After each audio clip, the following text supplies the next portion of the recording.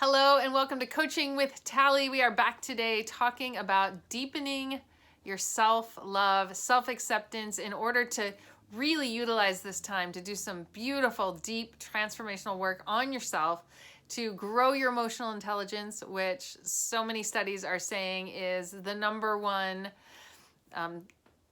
asset, I guess, in success. Is not your skill set or your intelligence, but your emotional intelligence, your ability to connect with relationally, to be able to access the strengths that are in you.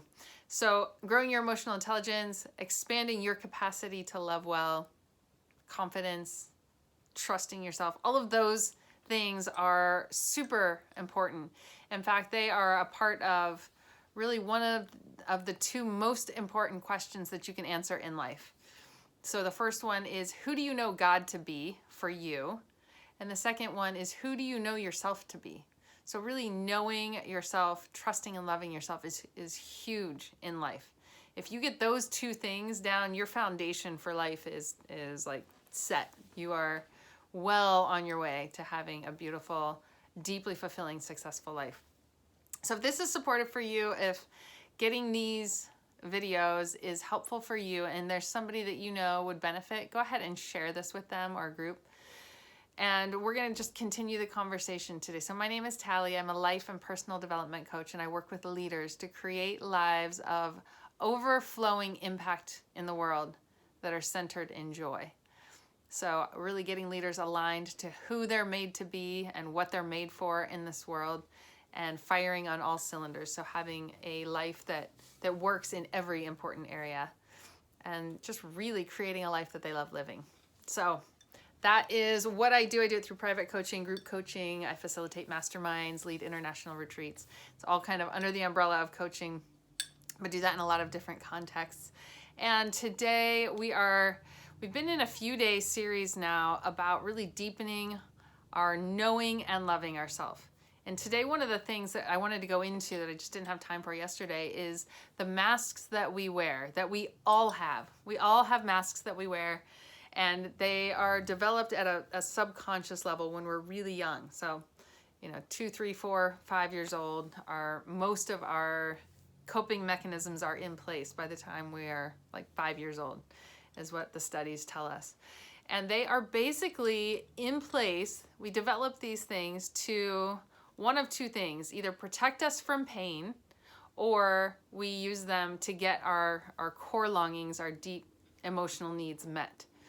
So, and the ironic thing about masks is they are there for those two reasons, and ironically, they are the thing that actually gets us into places of rejection. They're the thing that actually creates the most pain for us, which is very fascinating. If you were just in your authenticity, and this is true of anyone who is in their authentic self is this beautiful masterpiece that is like radiating. It's beautiful when someone is in their authenticity, and we never resist someone who is in their authenticity unless it's triggering our own coping mechanisms. Like we feel like because they're so authentic, we're going to be seen, and it makes us kind of want to resist that. That's a potential. But when someone is just being themselves, they're wonderful. They're wonderful to be with. We don't dislike or resist someone who is being who they most truly are. The only thing we resist are the walls that people put up, the masks that we wear that feel fake, that feel inauthentic.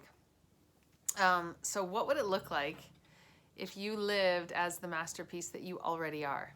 And that's the fear, is that we don't believe that we already are that masterpiece. We don't believe that we already are this amazing, beautiful gift. And so we think we have to like put all of these things on, that we have to make ourselves into something we think will get us accepted. So I had this really cool vision when I was young. I don't know, I was probably in my 20s, and journaling and having this time. And I had this picture of me, and I knew instantly what it meant. And it was this picture of me standing in an attic, and everything around me was really dark, and there was this one light shining down, and I was standing in front of a mirror, like one of those oval kind of like freestanding mirrors. And I was in this beautiful white gown and I was just radiating, and I was really aware that all around me on the floor were all of these layers. Like there were just like different layers of clothing and coats and hats, and all of them had been tossed off, and I was standing just in this beautiful gown. And I had this instant knowing that the interpretation of that picture that I was getting is that when I put on all of these things that I think are going to make me presentable to other people, it actually is such a lesser version of who I am than if I just let go of all of that stuff, take all of those things off, and just when I am in my authenticity, that is when I'm most beautiful. That's when I'm most radiating. That's when I'm most shining. And that's when I'm most authentic. And that's true for all of us. So it was a real invitation for me at the time to begin pursuing living out of that place more and more and more of the time. And you know, those masks that we wear, things like people pleasing or perfectionism, or sometimes it looks more like defensiveness or anger, you know, that shows up to protect us, or maybe victim. Like if we can get people to feel sorry for us, we'll get the attention that we need, or we'll at least be able to back people off of attacking us more if we come across like the victim. Or maybe it's vanity, like really looking good or being right all the time. There are so many different coping mechanisms that we step into that we think serve us, and that kind of do, but they end up creating way more breakdown in our life. They end up creating a lot more problems than they actually help. So while they kind of serve us when we're young, before our brains are even fully developed and we have capacity to be able to process through some of the pain that we have, those things showed up, and then they become these well-worn paths, almost like neurologically in our brains.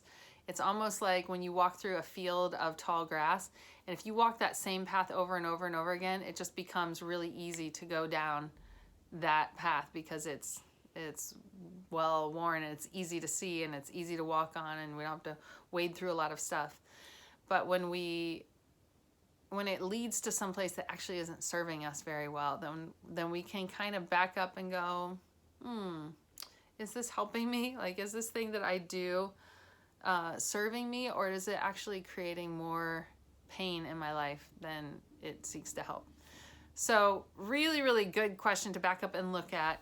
So looking at the masks that we wear, looking at whether or not they really do serve us or not, and then rather than having resistance to those, getting into a place where it's just knowing that everybody has masks, everybody has coping mechanisms, and we don't have to beat ourselves up about them, because that was the trap I fell into. I was really just beating myself up a lot over having these different coping. For me, it was like perfectionism and people pleasing. Every time I started, once I became aware of them, every time I started seeing myself operating in them, I was like, stop doing that. Like, what is your issue with it? You know, I was like self beat up, which was more perfectionism, ironically.